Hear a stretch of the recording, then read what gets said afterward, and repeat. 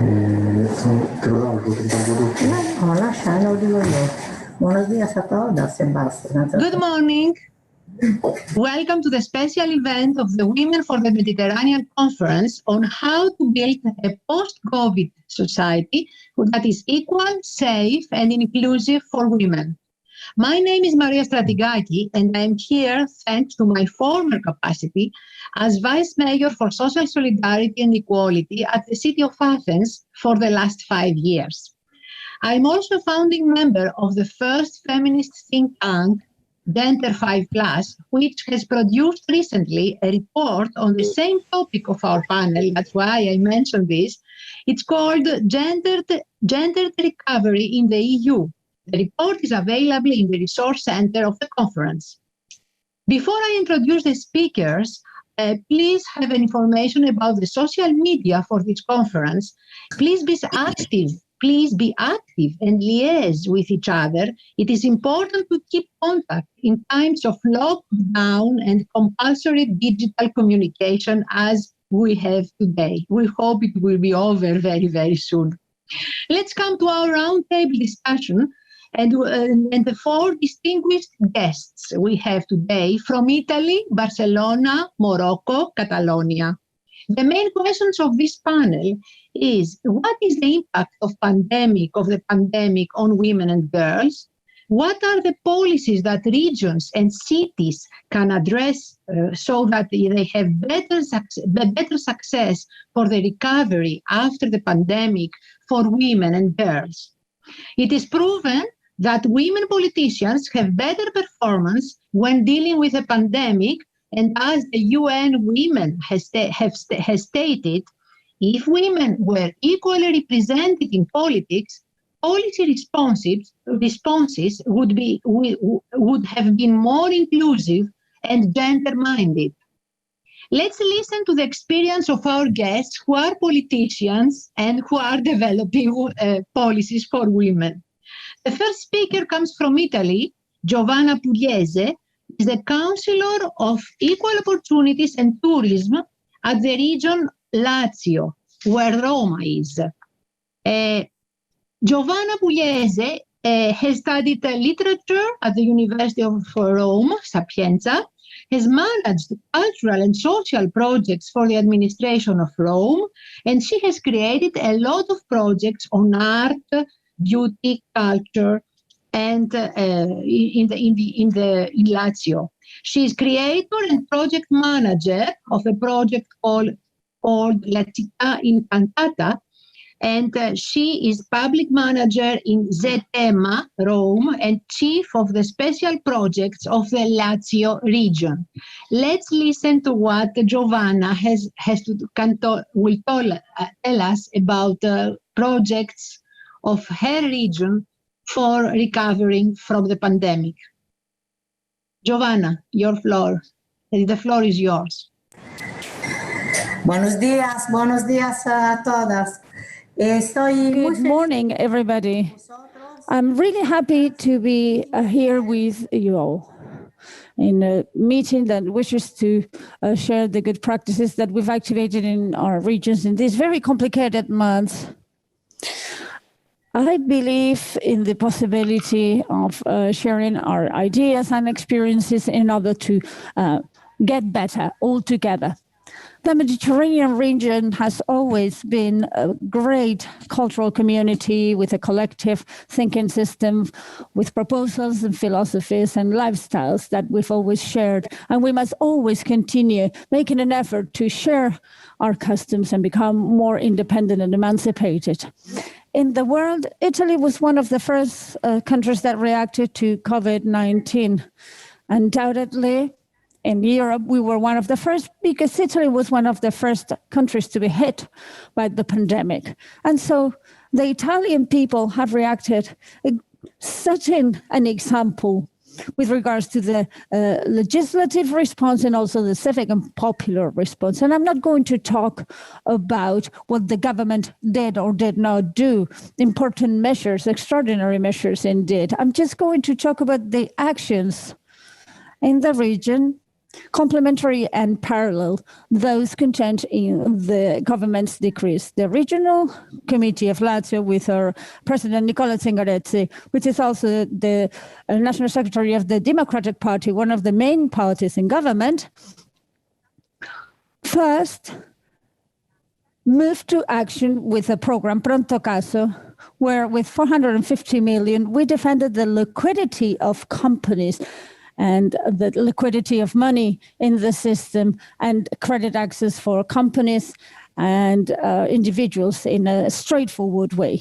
Beyond this plan, beyond those 450 million, we've also devoted 56 additional million to protect housing rentals and 19 million for a buying voucher for basic products and medicines for under-resourced families. And we have suspended many regional taxes such as car taxation, and we favored to the maximum smart working in all the administration entities, allocating 8 million for creche, for kindergarten at regional level, 2 million for riders, 4 million for carers for the elderly, and 24 million for all people unemployed. Step by step, we have moved on to face the virus. And despite the current data in sanitary terms, today, almost 6 million inhabitants in it, we seem to be the ones who have done better in terms of surveillance and reaction to the crisis. And since tourism is one of my responsibilities, we've contributed to 29 million to the sector. Hotels, bed and breakfast, travel agents, tour operators. This is a quantity, non-reimbursable, that we've just devoted to urgency measures to protect people and companies in difficulty. All these actions had a name, a project, a midterm and long-term objective always. And so trying to respond to your question, let me tell you what we've done and what we continue to do in the pandemic times. In the months of April and May, we did a big communication campaign with the participation of actors, people from the show business, all working against violence. This is available 24 hours in Italy, French, Arab, and Spanish. This is because in March, calls had come down very quickly, given the very little time that women had. Even if it were for complaints reports of any of these situations. Whereas after that, the increase of the calls showed that the situation was getting worse and there was a need for that information. We continue with the opening of residential centers, our safety, we call them homes, and non-residential anti-violence centers. Our network has 26 anti-violence centers, 9 safe house and a semi-autonomous house. We will shortly add another center and 6 other safe houses. During COVID, all our revenue in the centers and the houses have been focused on providing the greatest security. We've also taken measures to break the violence vicious circle, with 20 million devoted to relocating these women, if necessary, in regional houses. We have distributed aid for more than 29,000. And with this, these women can not only pay their food or pay rent, but also there is IT support for the children who are attending school during this time of difficulty to go to school, and also sanitary expenses. And we also give a voucher for the holidays of the women and children who live in our houses. And we have enabled them to take part remotely in programs and movies. One of the movie festivals most important in Italy, the Rome Festival. We have also been the first region who took action to help orphans, gender violence resulting in death orphans, with €5,000 contributions for the first year, and then subsequent contributions until they reach the age majority. There's also an extraordinary protocol with legal assistance to help in either penal or civil court appearance to those women who suffer gender violence and struggle economically. I also want to share, lastly, about two initiatives, one related to the work world and another related to education. We have introduced a significant bundle of public services, a special evaluation for those companies who indeed believe in the presence of women in their organizations, and the results undoubtedly will exceed expectations. In schools, we are still teaching remotely, and so we started the second edition of a project on audio for the prevention and awareness raising against gender violence, homophobic behavior, racism, and so on and so forth, in order to promote a culture of respect.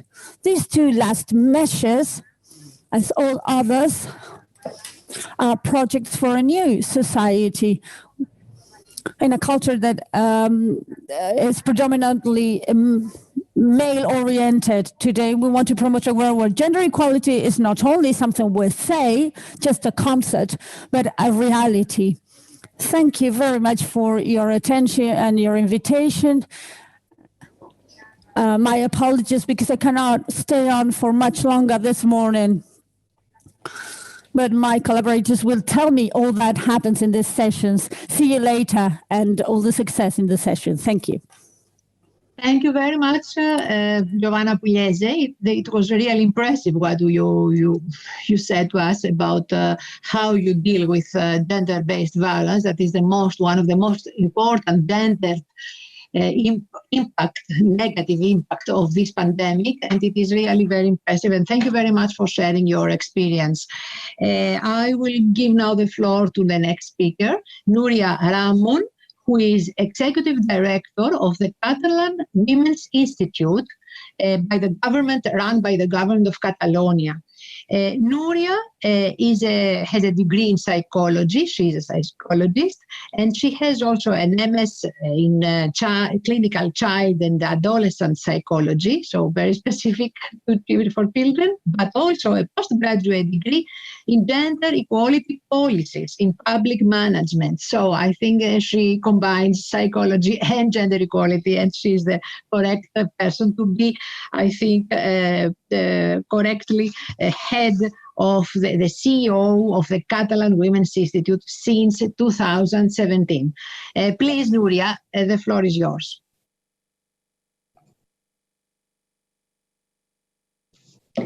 Buenos días. Good morning, everybody.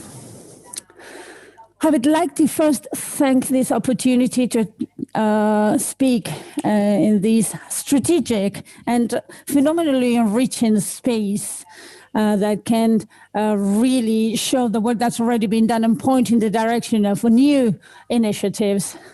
The Catalan Women Institute's role, which I direct, as Maria said, for 3 years now, roughly, is an organization run by the regional government that designs, implements, coordinates, and assesses gender equality policy and policies against gender violence developed by the regional government, the Generalitat de Catalunya.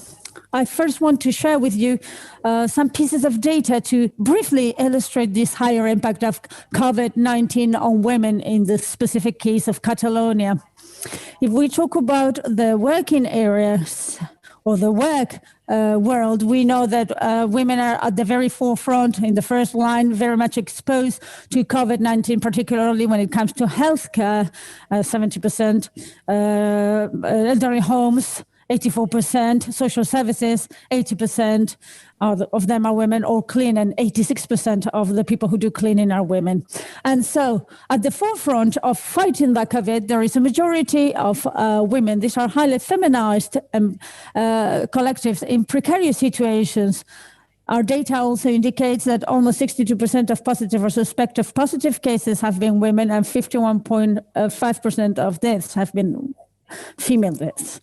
With regards to remote working and conciliation, the reconciliation of family and work life, women have done, in their majority, work remotely in 14% more cases than men. That is only working from home, because obviously when it comes to allocating times, there already exists an inequality between the distribution of the homework and the outside homework between men and women has been heightened. Women have increased the number of hours that they spend looking after underage in 51% of the cases. With regards to precarious situations and poverty, according to the Gender Equality Observatory, which is another organization within the Catalan Women's Institute, during the pandemic, 51.4% of women have struggled to pay the bills.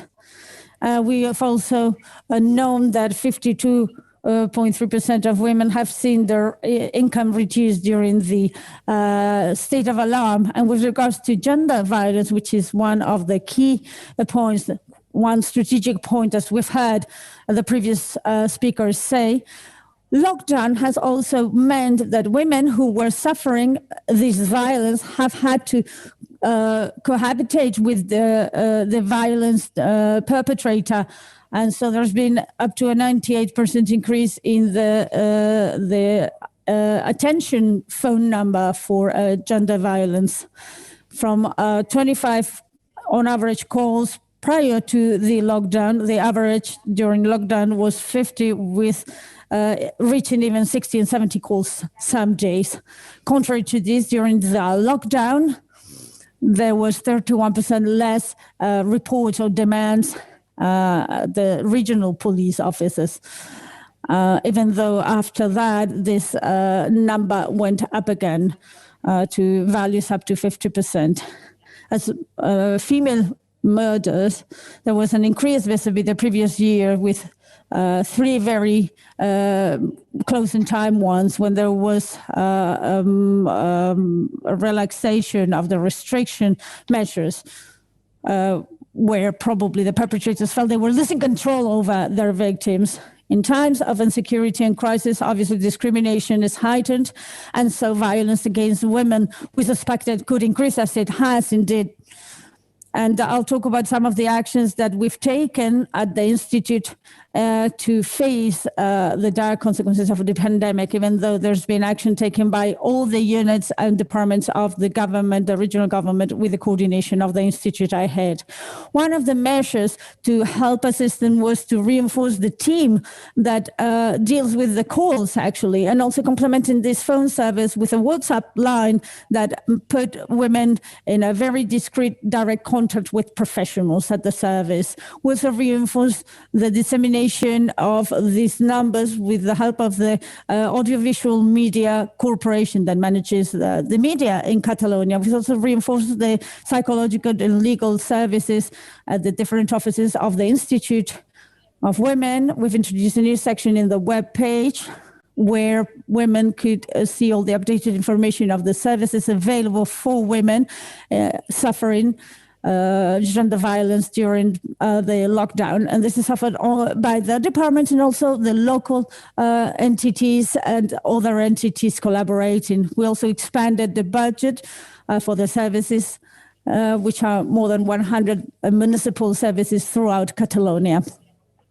We also knew there were difficulties to gain access to the support network of friends and family and even professionals, women who were locked with their perpetrators of the violence, didn't have as much access. And so we established a campaign, a free of gender violence campaign, where pharmacies, for instance, which stayed open, or supermarkets could print and post shows, a poster, so that these women knew which emergency numbers they could call. And this was available in 10 different languages. And it was also downloaded more than 10,000 times up to May. That is to say, during these first weeks of lockdown. We also launched Take One, Agafal One. Take the Gauntlet. Agafal One, to improve the protection of children and teenagers who might be suffering gender violence, also helping identify the violence that they could be experiencing, making known to them the resources they had available to them, and providing a safe space to break away from the isolation they could be suffering. With regards to the information and the care services for women, we reinforce the coordination with professionals, even with some specific lines for helping and going along the way with these professionals who were facing a very complex situation, and these women who were facing a very complex situation, to provide updated information about the changes in the functioning of the service, and for a regular exchange of data among professionals with a view to immediately detecting the main difficulties and needs. For this, it is very important, obviously, to tackle gender violence, but also to do economic policy from a feminist perspective. And so in the Institute, we've conveyed several claims and proposals that may help improve the situation of women and children. For instance, some of these actions that I was talking about, the impact and awareness raising campaigns targeting men with regards to the use of time at home, or maybe the leaves when you have children to be reconciled between men and women according to the situation with the pandemic, economic health with inclusive criteria, and also reinforcing attention to underage women affected by violence, be it directly or indirectly in their family's environment. I want to also highlight that during the pandemic, we've also, at regional level and at Mediterranean level, we've continued with these changes because this can help us face better the new challenges and threats. And so in that sense, we have put together two initiatives. Catalunya joined last September the group, and is president of the group with 4 engines in the Institutes for Women to enforce the fight against violence against women, putting together the second conference, Congress Against Gender Violence, which took place in October with more than 1,500 people participating online, focused on the first impacts of COVID. And in this forum, we shared best practices and also the challenges that the 4 regions are facing right now in a very enriching meeting that we trust will continue. Also at Institute level, we're taking part in a task force of a conference of peripheric maritime regions to guarantee gender equality in all the policies, with different works in different policies, with best practices, including all that we've done during the pandemic already. And I want to finish giving you a few headlines, perhaps, that may allow us to expand the debate afterwards. I want to highlight the significance of the interinstitutional cooperation and the network work with feminists and experts at local and regional and global level. Also the need and the relevance of establishing collaboration strategies that keep us from going backwards due to the crisis with regards to the human rights of women. Also highlight the importance of being aware of how gender inequalities are a shared flaw in all the countries in the Mediterranean and around the world, not a problem of a specific city. So we must join forces to network about this. Also, it is necessary to incorporate the gender equality perspective in all public policy, also in those for the social and economic recovery. They need to take into account the different ways of gender violence, because we talk a lot about violence in a couple setting, in cohabitation, of course, but there are other gender violence realities, some of which are also something that happens around the world: trafficking, forced marriage, genital mutilation, and so on. And also, I want to reiterate our will to strengthen synergies and cooperation within the Mediterranean, which we feel is a very strategic space for collaboration. Thank you very much, and I'm at your service, of course, for questions and queries. Thank you, Nuria. It was very, very important that you raised the issue of economics and the risk of poverty during the pandemic. It is very important through the new forms of work, telework, and platform work. So thank you also for your last invitation for collaboration and networking. And I think this is very important, because that's why we are around this digital space now, to enforce collaboration between us, between the countries of the Mediterranean. I think it is important to have all this in mind when we're discussing the impact of COVID on women and girls. Let's go now to our third speaker. She is Alicia Ramos. Alicia has a degree in law, a master in historical culture, and PhD in humanities. So she has made very, very good studies.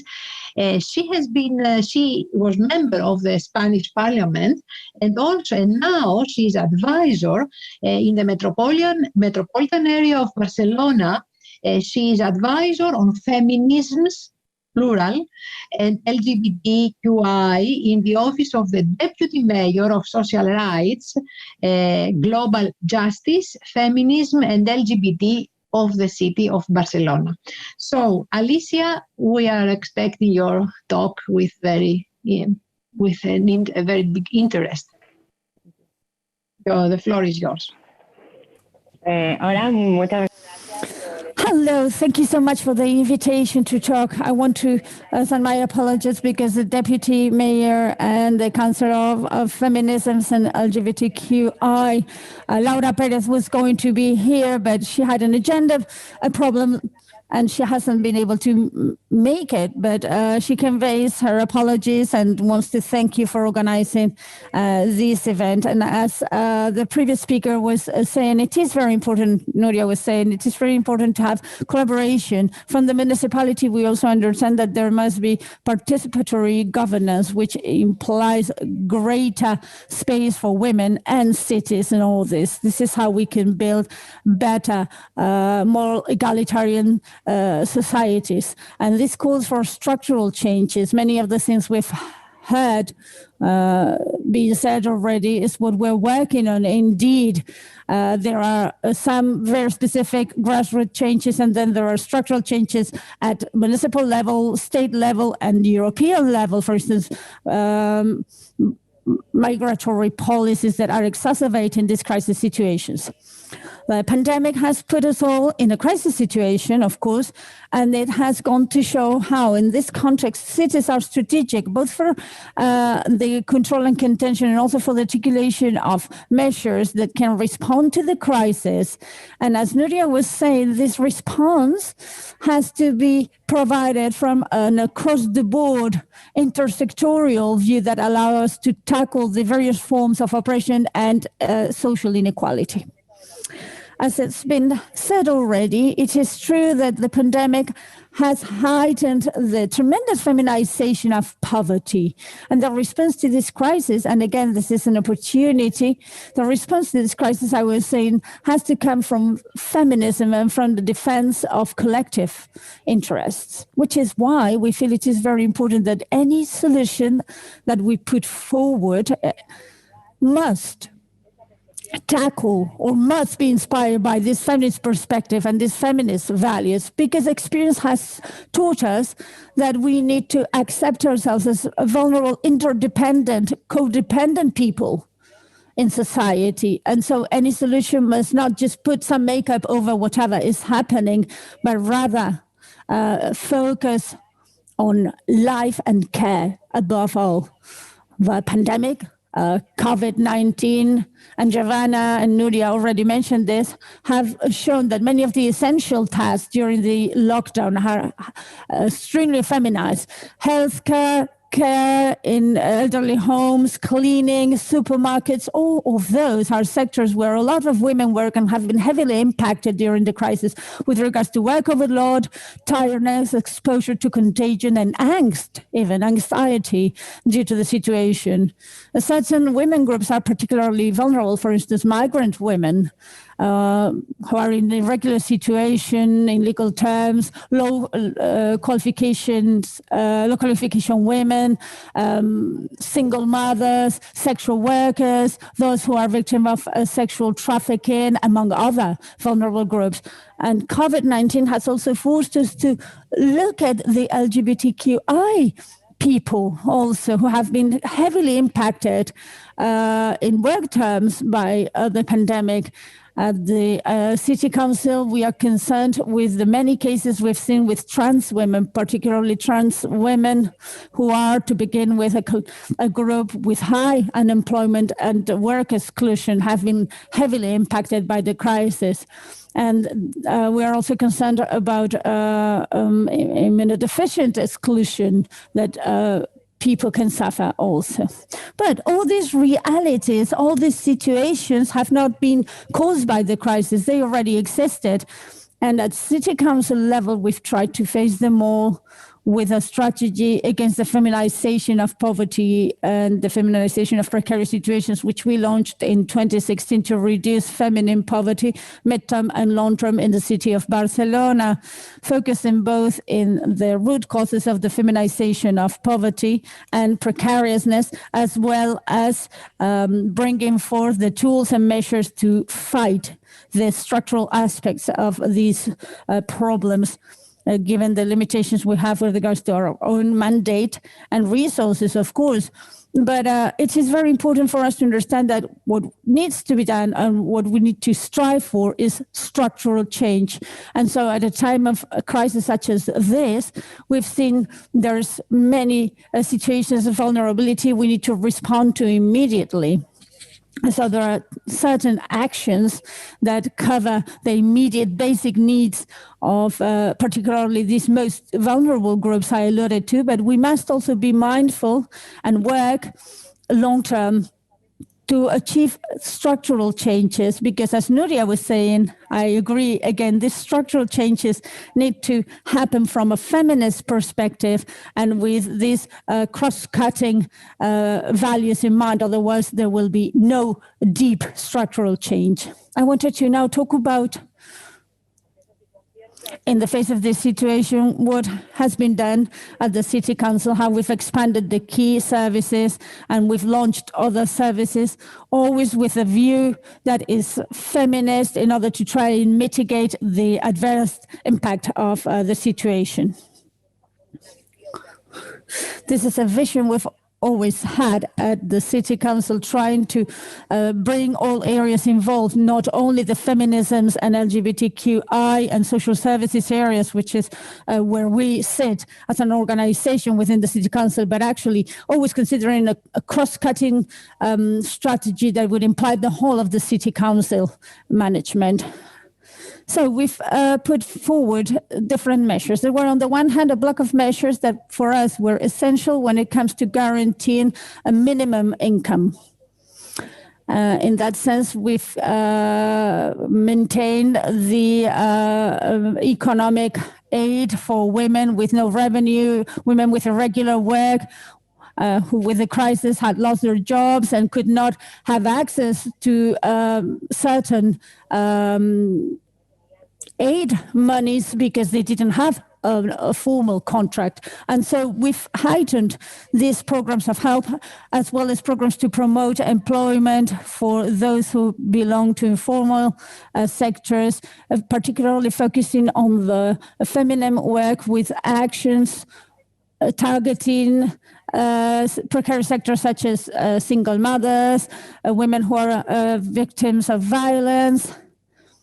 For instance, programs such as precarias, we call it precarious, it means which helps women in particularly precarious situations and accompanies them, contributing to their improving their social and economic situation and their work situation. We've also reinforced the programs for trans sexual workers and sexual workers at large, laboral habit for employment, or other workshops that help these sexual workers in particular to insert in the work market with other activities.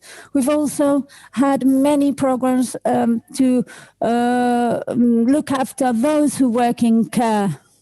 370 care workers have received emotional and psychological support, healthcare consultations also to protect themselves from COVID is a service we've provided for them. We've created a resources line to disseminate interest and information for house workers, domestic workers, and care workers at large, and also information with regards to help and training options available to them, in order to really show the value of this care work that had become almost invisible. We've prioritized the measures for support of highly feminized sectors so that they can reconcile the work and family spheres with employment programs also.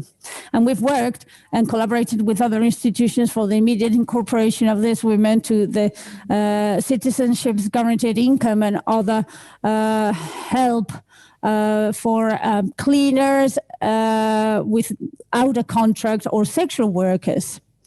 We continue reinforcing the public services to help those who look after the elderly or children or people with disabilities, particularly when the care workers are single mothers, increasing the provision for those in this line of work. We also reinforce or strengthen the programs, bearing in mind the inequality situations with regards to credit access and resources access, as well as the difficulties that these women face when it comes to making their work compatible with other chores at home.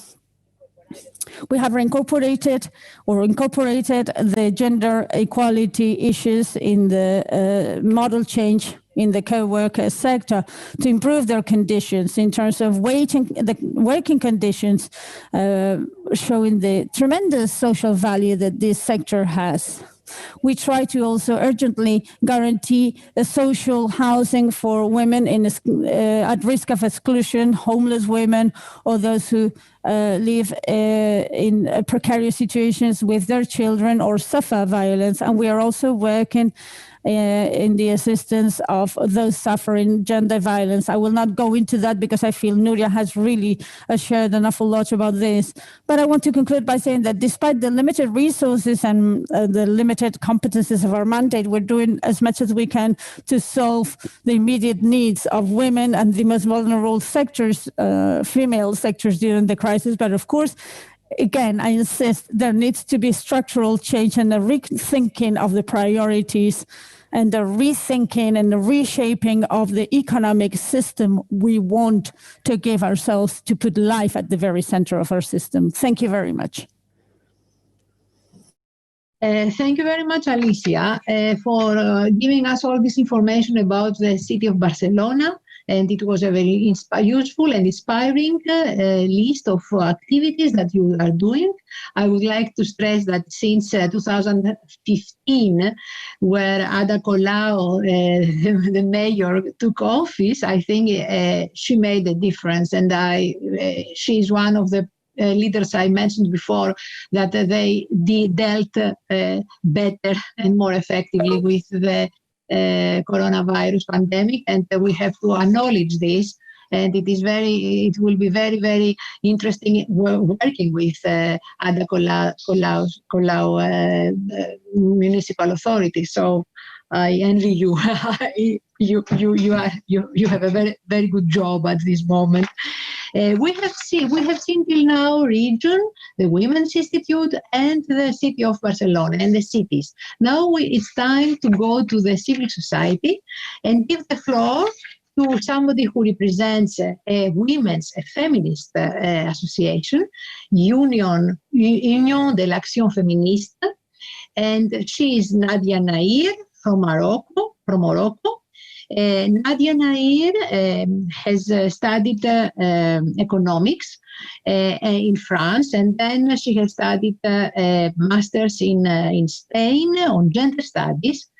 Now, currently, she is professor of expression and communication techniques at the National School of Applied Science of Tetuan in Morocco.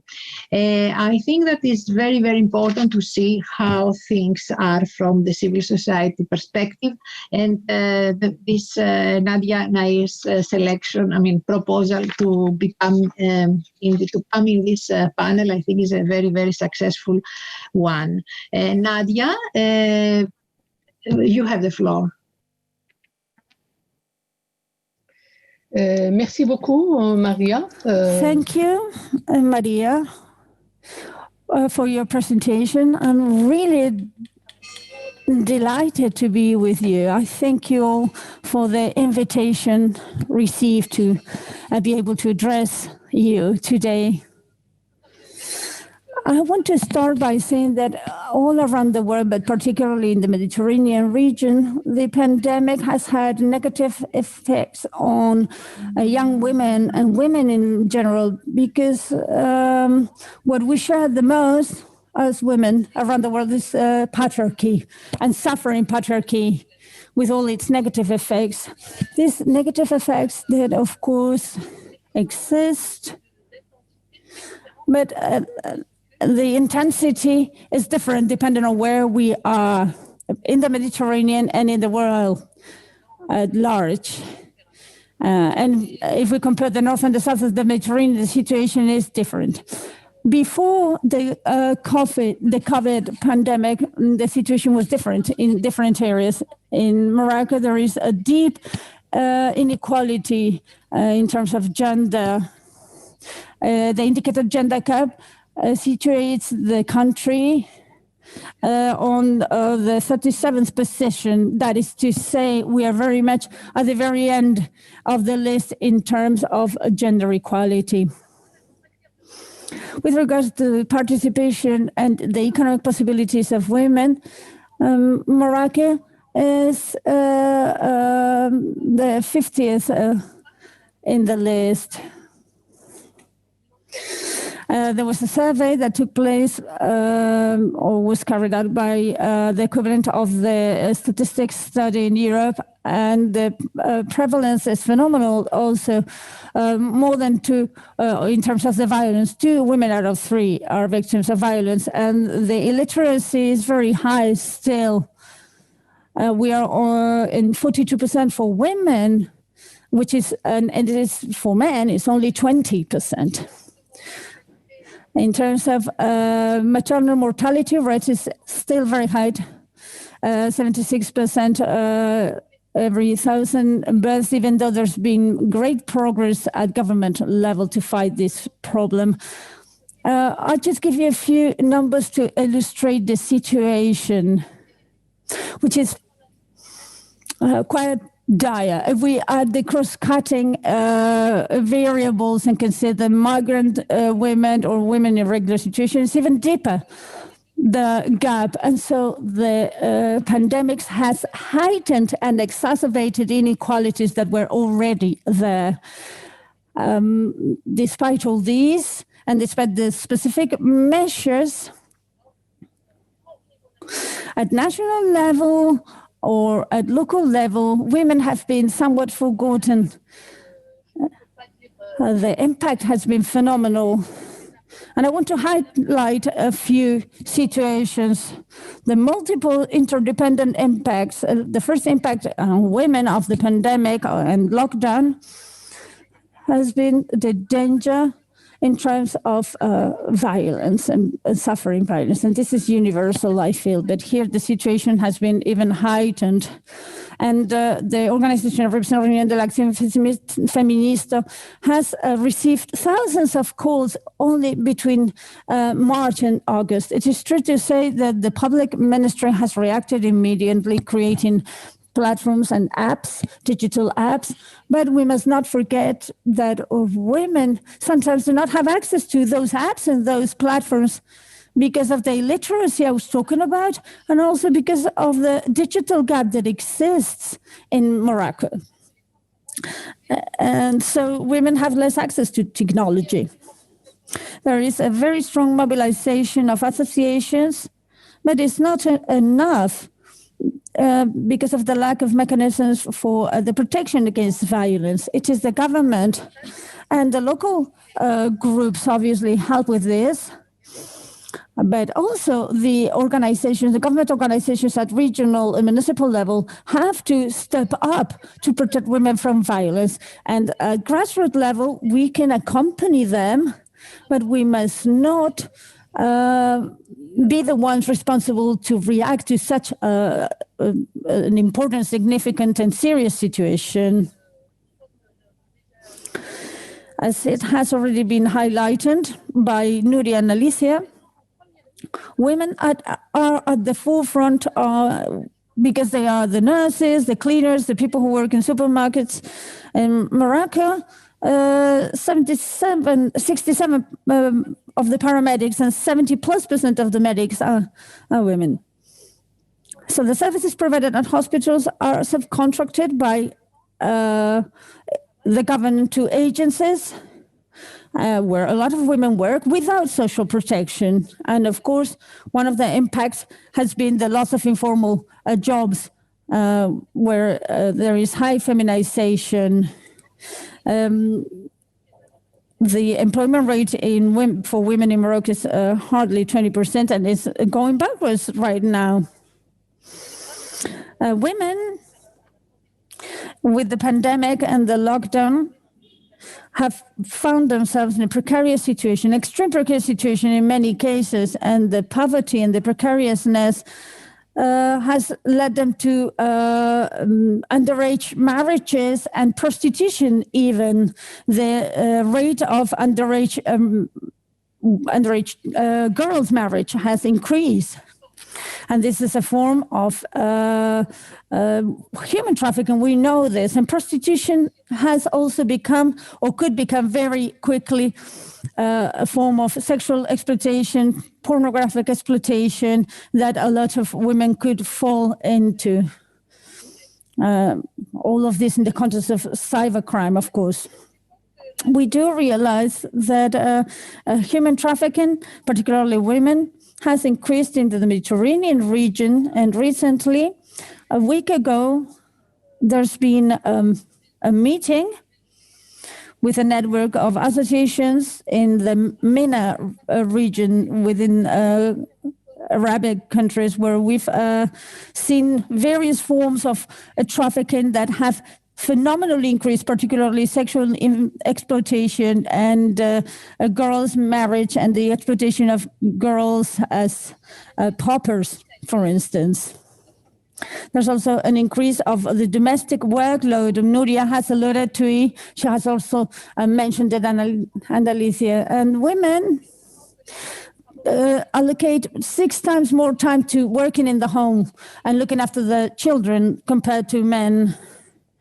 And the girls they devote 3 times more time to domestic chores than boys their age.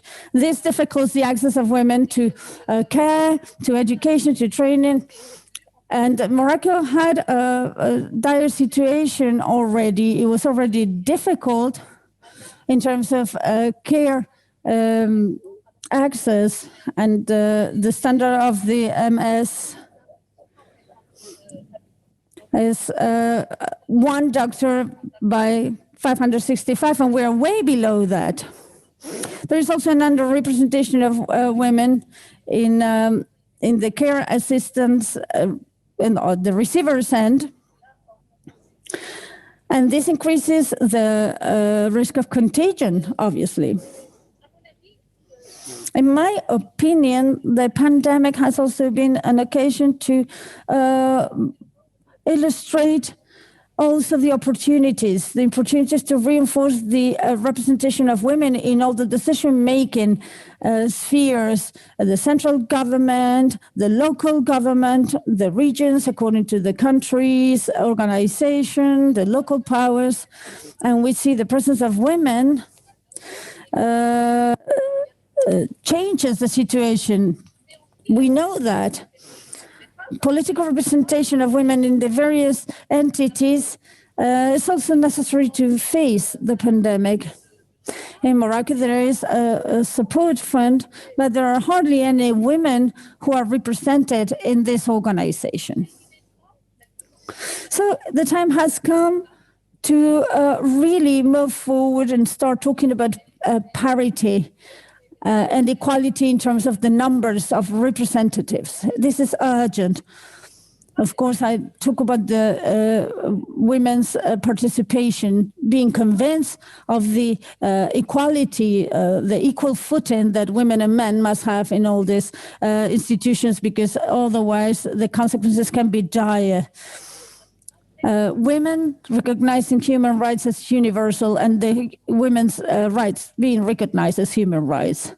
It's about also sharing good practices around the region, in the Mediterranean, and of course, it's not about just translating a model, but rather be inspired by a model and adapting it to the reality and the needs of a specific population. It is urgent to adopt general equitable policies for food sovereignty, security, and social equality at all levels, to visibilize all these issues, to truly give women economic autonomy, and also to rethink the development model, to finish with the dictatorship of economic growth. Healthcare, education, access to water are public essential goods, or should become public essential goods. And there's been tremendous movements towards privatization of all this, which should be ended immediately, because the effects of these privatizations are terrible on the population at large.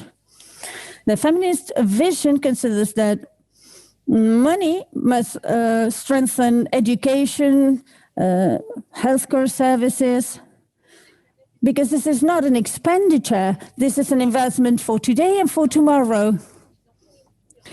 Feminist vision questions the ultra-liberal system, putting the human beings at the service of capital and not the other way around. Capital must be at the service of the well-being of human beings, of people, men, and of course women and girls. Thank you very much.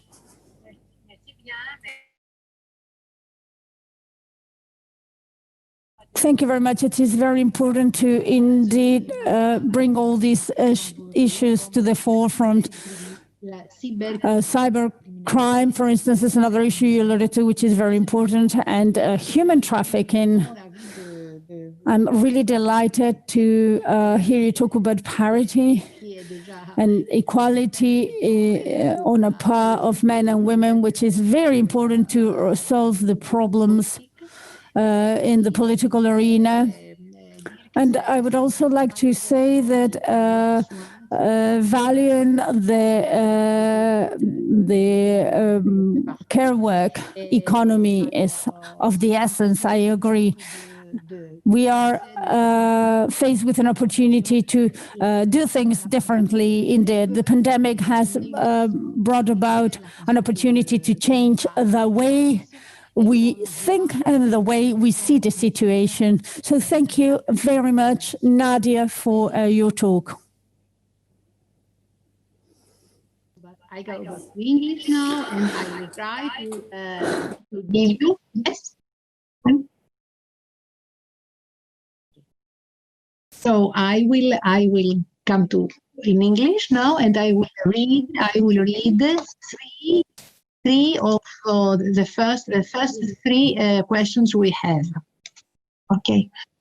So the first question we have from the audience is: there is a need for coordinated efforts by everyone to reduce the impact of COVID-19 on women.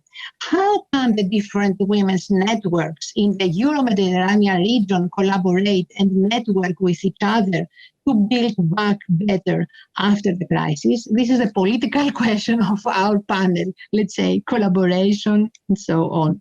I think that everybody has to reply to that, okay, there is a second question that you can take into consideration in your replies. Can the pandemic recovery response be an opportunity to foster gender equality, what we had discussed before, gender equality, and how can cities lead the way? Cities, at the level of the cities, not always at the national level. And the third question that we have from the audience for everybody is: how can local initiatives that provide gender-based responses influence national, regional decision-making processes? How then from the local will go up to the regional and to the national? The speakers can reply to any of these three questions. So I will start with the first speaker, Giovanna Pugliese. Could you please reply to these questions, whatever you think is more close to your experience? Giovanna? No. Okay. So I will maybe go further, and I ask Nuria to reply, please. Nuria Ramon, yes? Sí, hola. Well, basically, these questions are quite comprehensive, basically. So there are certain aspects that can help us. I don't know if Alicia also has a certain idea about cities, but I believe that it's absolutely paramount, as we said, to work in networks, not only between institutions, but also through the platforms, the different associations, different levels that are working together. So I believe that this coordination, this work in networks can help us. So at a local level, we can just repeat the experiences, and all these actions can have a more global impact. And strategically, this is important. We need to generate spaces, basically, in order to exchange the good practices, and in order also to just think and analyze the different challenges. We have very important challenges that we're all facing. Some of these challenges, we are still just discovering them now, because, I mean, the pandemic's just hit us and we were not aware of it. So that's why we need to exchange all this information in order to understand the moments that we are just living through, and how we can just overcome all these problems. So that's why this network exchange needs to be global, and it needs definitely to be sustainable on the time, because the situation is changing every day. So we need to establish those alliances, because we have common goals and objectives, at different levels. In some places, maybe we advanced more than others. Some places have concrete strategies that could be replicable, for example, in other areas. And this would be very interesting. And I believe it's very important that some of the global agenda, which is the 2030 agenda, that is being applied now. So this agenda should incorporate these elements. So the 2030 agenda needs to have a specific gender development, sustainable development goal, basically, that will be embedded in all its actions. And I believe that if we just incorporate this perspective, and if we make sure that all agendas incorporate this gender perspective, this can help us a lot. Basically. So basically, we will be able just to face all those challenges all together, and we can just take advantage of this opportunity in order to contribute all together through this cross-cutting work. Precisely, to go back to what this agenda establishes. So we need to create alliances. We need to work on specific competencies. We need to incorporate all the different actions and the good practices that we can see everywhere through these exchange platforms. So basically, we need to see what other global agendas have that can serve us. We need to create spaces to exchange good practices and to generate these synergies that are absolutely paramount for our work, also in order to replicate other experiences in other places and to create alliances in order just to face these common challenges that we all have. I hope that I just answered the questions that were asked. Thank you. Thank you very much. Thank you, Nuria. We may come back again to some of these questions, but for the moment, let's give the floor to Alicia to try to reply to these three questions about the networking, the top-down, down-top approach, and also the gender equality. Please, Alicia.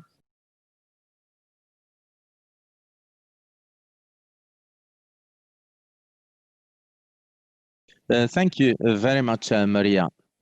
And how we can coordinate much better at a Mediterranean level, but also at a global level to collaborate between cities. I believe that what Nadia said is very interesting. Basically, the experience in Morocco, for example, is very interesting. This is what we have been doing now in order to face the crisis, especially when she was talking about,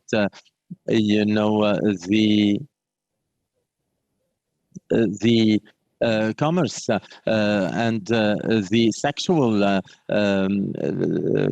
the sexual trade, basically, that just augmented. So basically, we need to create economic spaces. We need to stop thinking about economy and start putting the human beings in the heart of everything. We need to understand what the priorities are. We need to really tailor the solutions, not just put superficial solutions, because Morocco, any city.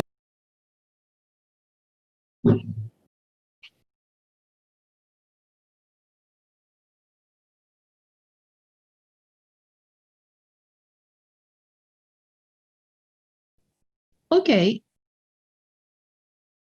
Alicia, did you? Oops, there was a problem. We're sorry. So basically, yes. Alicia, are you done? Okay. So basically, there was an internet problem. We're very sorry. So basically, this is an opportunity, basically, to put the gender perspective in all local initiatives. So we're just working in very concrete measures. There are certain measures that we can just carry out with a few recourses at a local level. We have pilot programs, basically, such as the conciliation programs, establish places where women, kindergartens, etc., where women can just take their children to, if they are working, just spaces that maybe do not solve the problem of the whole city, but these are pilot programs that really can help women in overcoming their conciliation problems and to dignify also the work of women, dignify the work of women inside their homes, to give them all the social services that they need.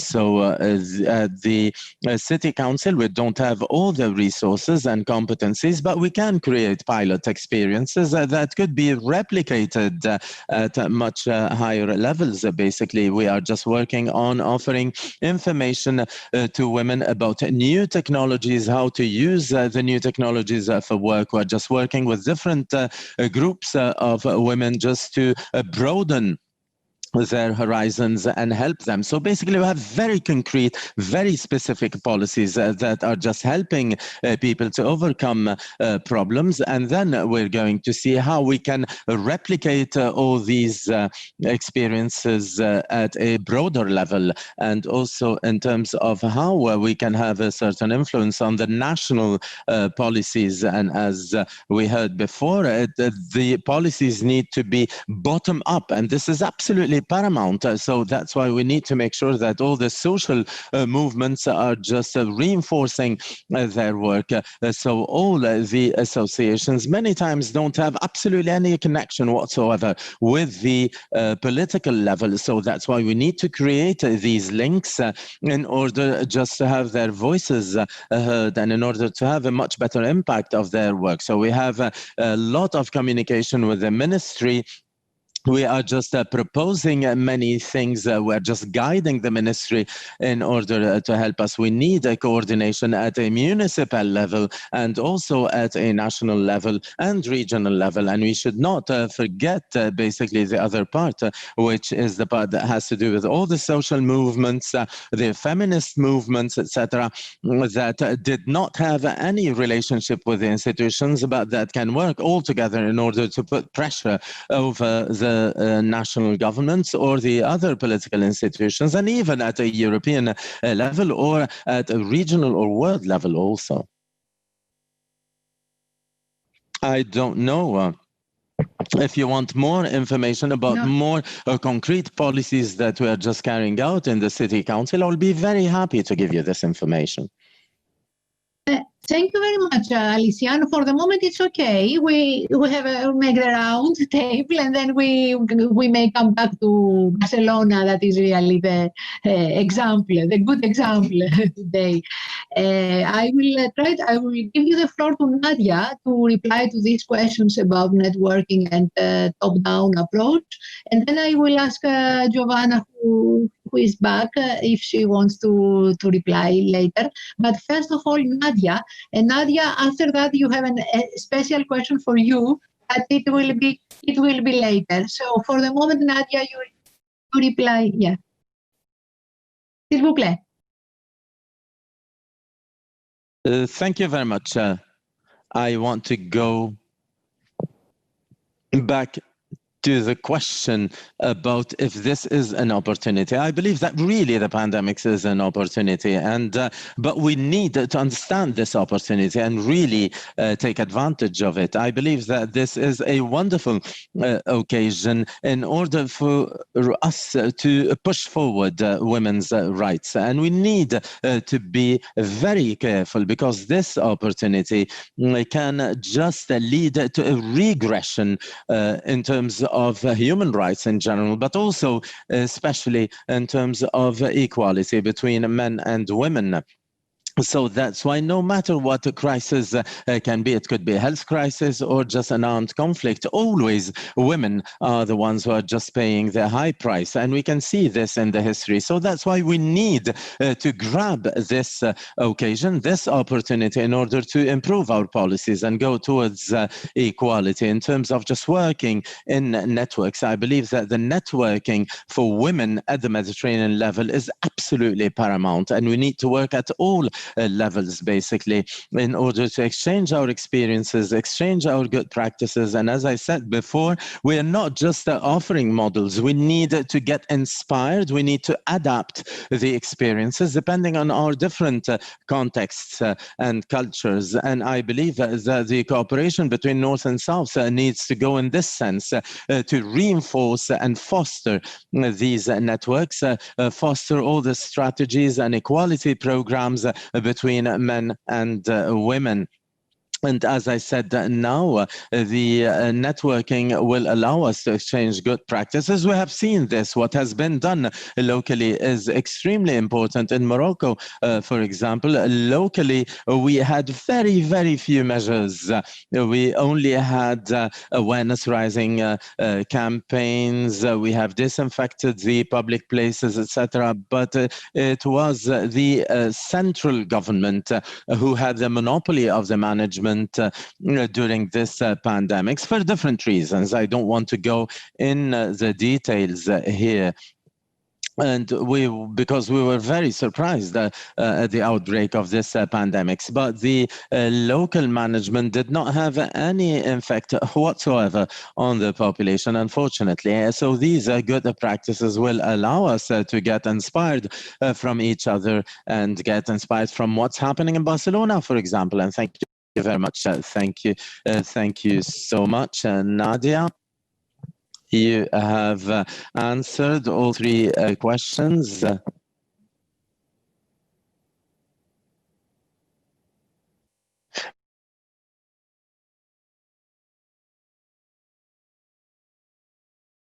is about communication of networking in the Mediterranean region. The other one is if gender equality can give really opportunities for better gender equality. The pandemic gives an opportunity for gender equality. And the third one, if the local level can influence and upgrade, let's say, the initiatives from local to regional and national level. Please.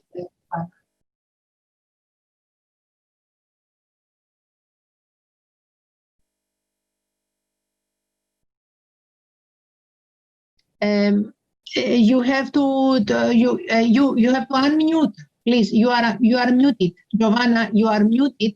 Please open your micro. Okay, great. Thank you. Great.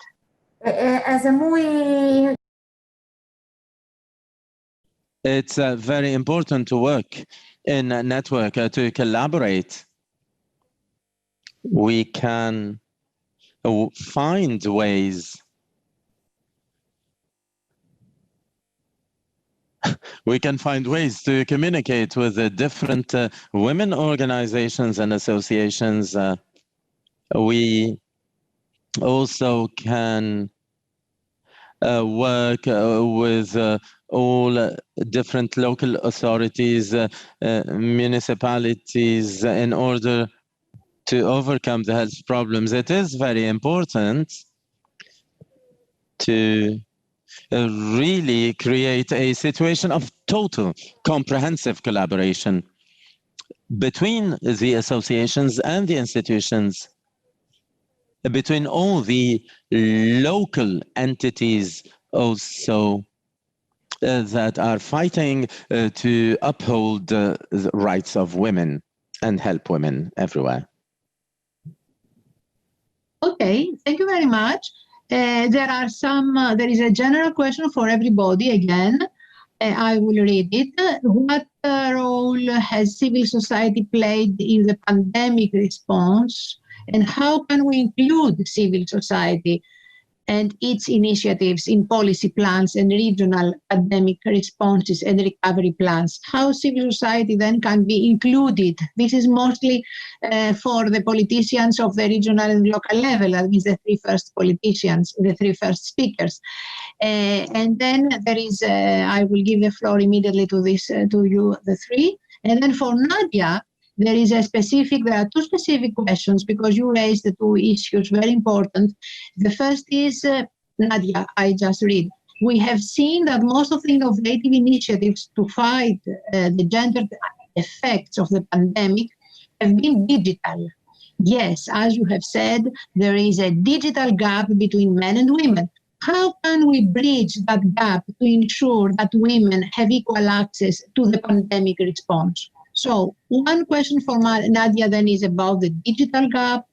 And the second question for Nadia is about trafficking. So considering the trafficking of women and girls in MENA countries, such as Morocco, is a problem, but also in Europe, of course it is in Europe, what measures are needed at Euromed level to provide a comprehensive response to trafficking in women and girls? This is two questions for Nadia, and the first, I said before, it was for the three first three first speakers who represent governments, regional and local. So, how you could involve civil society in your activities? So, I start with Nuria. Nuria. Who is the Women's Institute. Do you involve civil society actors in your work? And then I go to Alicia, and I finish with Giovanna, and then I give the floor to Nadia for her specific two questions on important issues. So, Nuria. Sí, a ver, en relación a la cuestión.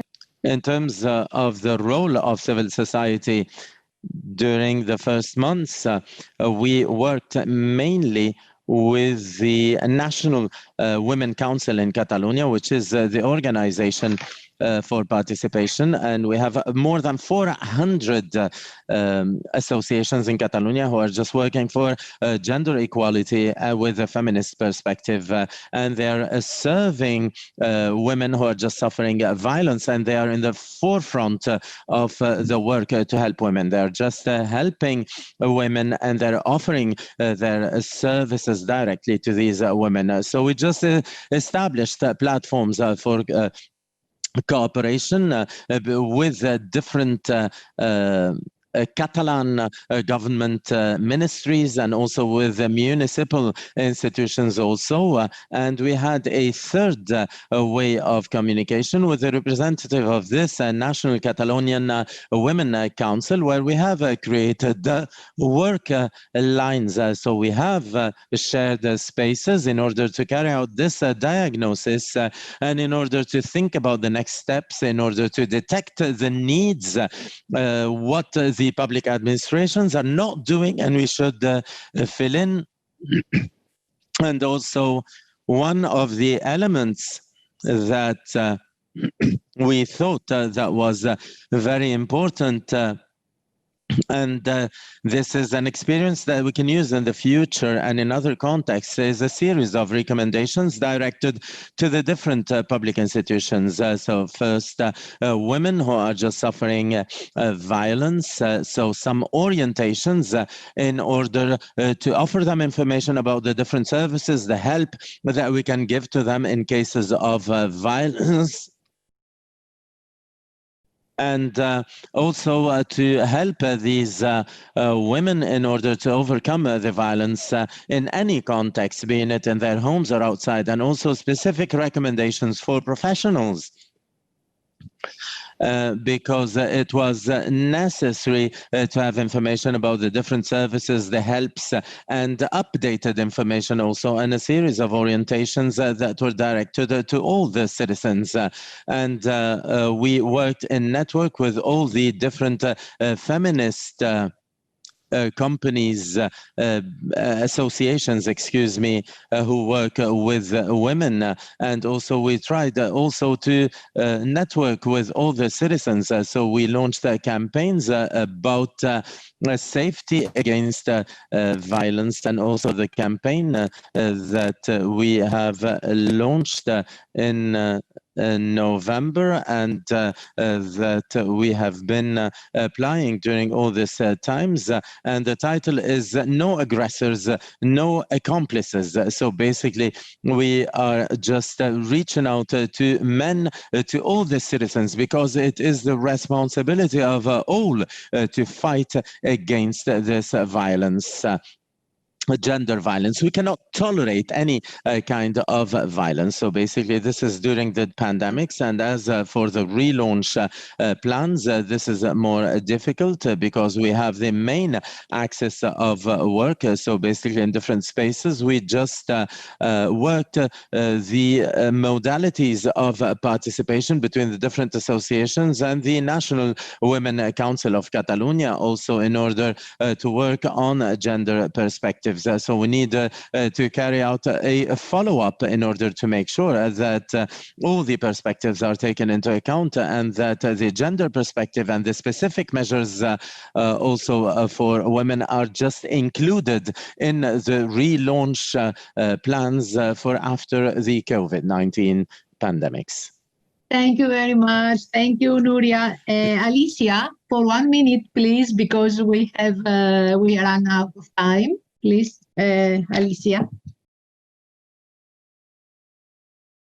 Pues sí, ¿cómo hacemos que Well, as we want the civil society to participate, as Nadia said, this is an opportunity, but it's also a danger also. So we need to help society, but we need also to remove all the obstacles for this civil society to be able to participate. So basically, we're just fostering all types of helps and grants to these associations. We need to recognize the social value that these associations have. Because of all the activities that they are carrying out. So we need to help them by recognizing their social value. So we're doing this with associations, cultural associations, women associations, cooperatives, etc. So there are different types of different bodies that we're just working with. The National Council of Helpers also. So basically we're just working with the different neighborhoods. We're just creating committees also in order just to have all types of measures. And these measures will not be efficient if we don't have the main stakeholders participate in them, which are all these different organizations and all these women everywhere. So also we saw a solidarity during COVID that was just absolutely overwhelming between all these different associations and entities. Thank you very much. Now it's the turn for Nadia for the 2 questions. 2 minutes for 2 questions, please. Please. Ok, je vais essayer de répondre très rapidement. Well, I will try to be as fast as possible. In terms of the digital gap, I believe that training is extremely important. We need to digitally train women, and this is absolutely paramount. We need to work with the young people, and this is absolutely possible. You know, the young girls need to access technologies. The second question is, what are the measures that are necessary to find? We need actually a whole conference in order to talk about all these, but I'll just go straight to the point. Most of the countries in the Mediterranean region, and I am talking about MENA countries, have all gender-based laws. There are very few countries who don't have laws, and all these laws are inspired by the Palermo Convention, and almost all these countries not only have ratified this convention, but also they have ratified the protocol that is linked to this convention. A part that is extremely important in this convention and the protocol is the one that refers to partnerships, the international partnership, the transnational cooperation, because we know very well that in most of the cases, the human trafficking is a transnational problem.